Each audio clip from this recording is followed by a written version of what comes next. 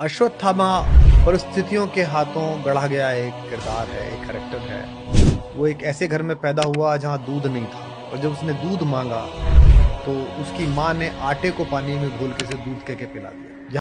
शाबाश बेटा, बहुत बढ़िया। यहाँ पहली बार प्रतिभा संपन्न आचार्य का जो आत्मबल था वो डगमगाया, उनकी तटस्थ चेतना डगमगाई, और पहली बार वो किसी के द्वार पर गए। और द्वार पर वो भीख मांगने नहीं गए, वो प्रतिदान लेने गए थे। जो उन्होंने किया था वो करने गए। वो गया, उसने कहा एक गाय दे दे बस, ताकि मैं अपने बच्चे को गाय धोकर दूध पिला सकूं। क्या गलत मांगा था जी उस राजा से?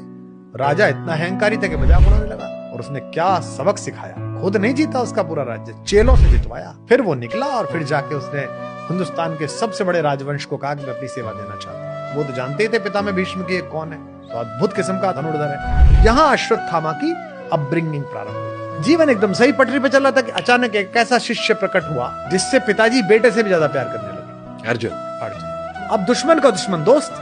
दुर्योधन को लगा ये मामला ठीक है गुरु, इस लड़के के मन में घृणा भरो। फिर अश्वत्थामा प्रतिहिंसा में पागल हो गया। उसके पिता का वध भी अनैतिक था, वो गलत हुआ, पर वो अनीति चल रही थी और उसी से वो हो सकता था। और उन्होंने खुद ने ही बताया था कि मैं कैसे मर सकता हूँ। जब अर्जुन से पास पहुंचा था कि आप जब तक लड़ोगे मैं कैसे जीतूंगा, तो कहा मैं तो नहीं छोड़ सकता, मेरे बेटा जब मर गया अगर मुझे इसकी सूचना दी तो मैं छोड़ दूंगा। तो अश्वत्थामा एक कॉम्प्लेक्स कैरेक्टर है, समय का मारा हुआ है। धन्यवाद।